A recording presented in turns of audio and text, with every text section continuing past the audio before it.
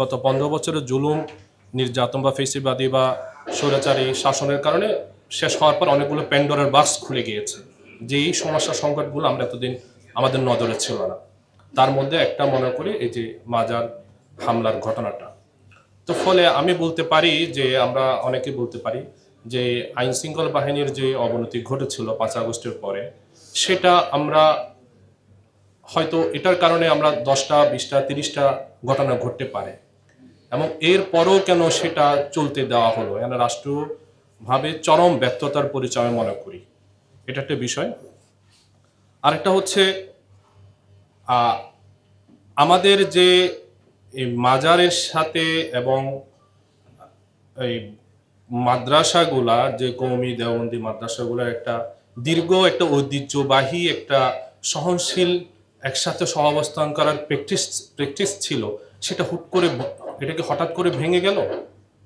আমাদের মনে হয় এই জায়গাটাই ভেবে দেখা দরকার। আমি চট্টগ্রাম অঞ্চলে বড় হয়ে ওঠা, আমি দেখেছি হাটহাজারী, ফটিকছড়ি, নাজিরহাট, পটিয়া, এসব জায়গায় বাংলাদেশের সবচেয়ে বড় বড় মাদ্রাসাগুলো অবস্থান করা। হাটহাজারী মাদ্রাসা, মনিরুল ইসলাম মাদ্রাসা যেটা বলা হয়, পটিয়া মাদ্রাসা, জিরি মাদ্রাসা, এমনকি বাবুনগরী সাহেবের মাদ্রাসা, এগুলো এগুলো অনেক এক একটা ইউনিভার্সিটির মানে বিশ্ববিদ্যালয়ের সমান তুল্য এক একটা মাদ্রাসা। এবং এইসব জায়গাতেই কিন্তু বাংলাদেশের সবচেয়ে বড় বড় মাজারগুলো আছে। এবং তাহলে দীর্ঘদিন ধরে তারা কিভাবে থাকতে পারলো একসাথে? বাবুনগরী সাহেবের মাদ্রাসা এবং হাটহাজারী মাইজভান্ডার একই এলাকায়, কেউ কখনো কারো সাথে কখনো বিরোধ হয়েছে বলে আমরা শুনি নাই কখনো। হাটহাজারীর মাদ্রাসার সামনে দিয়ে মাইজভান্ডারের প্রত্যেকটা ওরসের গরু মহিষ যায়, ঢোল বাদ্য বাজিয়ে যায়, পুরো বাংলাদেশ থেকে ট্রাক বাসে বাসে মানুষ যায়। কখনোই তো কোনো বাসে বা কোনো মাজার যাত্রী, ওরস যাত্রীদের উপরে হামলা হয় নাই। এটা কারণ হচ্ছে সহাবস্থান ছিল। কারণ আমরা যত ইসলামের যে একটা মূল দাবি, সেটা ইনসাফ প্রতিষ্ঠা করা।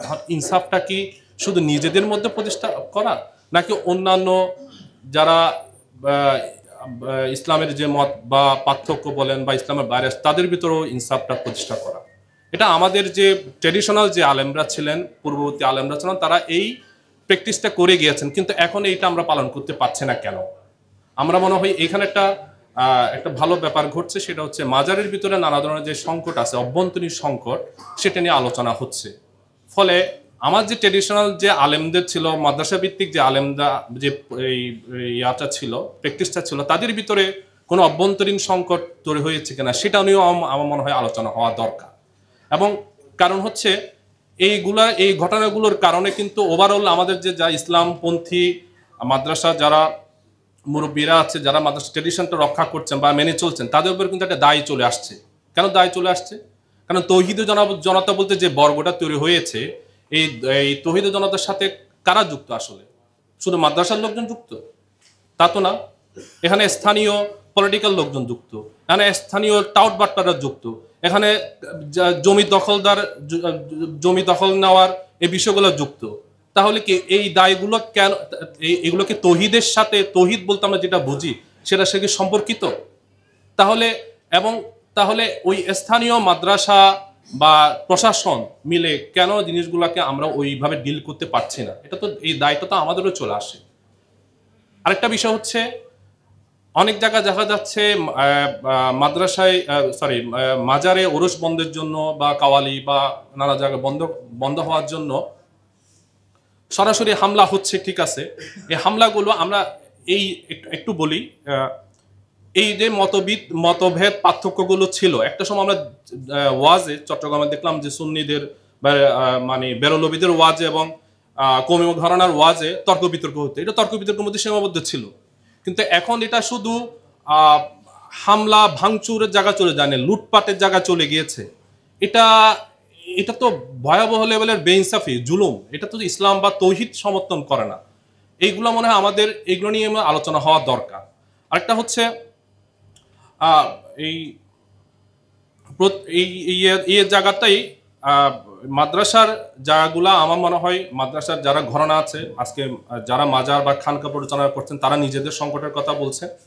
আমি মনে করি যারা দীর্ঘদিনের যে সহনশীল সবাই মিলে একসাথে থেকেছি আমরা, তারা যে মাদ্রাসার দীর্ঘ ঐতিহ্য পালন করে চলেছে, আমাদের যে মুরব্বীরা যে আমাদেরকে পথ দেখিয়েছেন, সহনশীলতার পথ দেখিয়েছেন, সেটার অনুসন্ধান করা আমি মনে করি জরুরি।